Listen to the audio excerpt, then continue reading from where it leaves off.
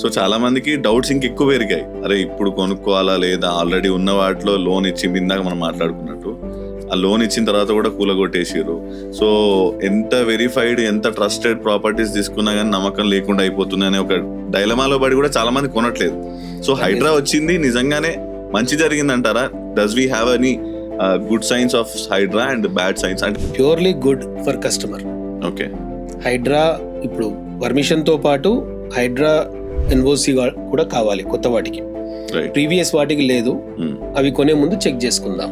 I will tell you one thing sir, I don't want to take any name, but ప్రాపర్టీలో 90 flats కట్టేశారు, RERA ఉంది, permissions అన్ని ఉన్నాయి, రీసేల్కి వచ్చింది. ఒక కస్టమర్ వచ్చారు నా దగ్గరికి, కస్టమర్ వచ్చారు, చెక్ చేస్తే that is in purely in water body. హైడ్రా వాళ్ళు పాత వాటిని టచ్ చేయలేదు టచ్ చేయము అని చెప్తున్నారు. కానీ అమ్మే అతని స్టేటస్ ఏంటి? రోజు ప్రాపర్టీ వాల్యూ 0 కదా. ఎవరు కొంటారు ఇప్పుడు?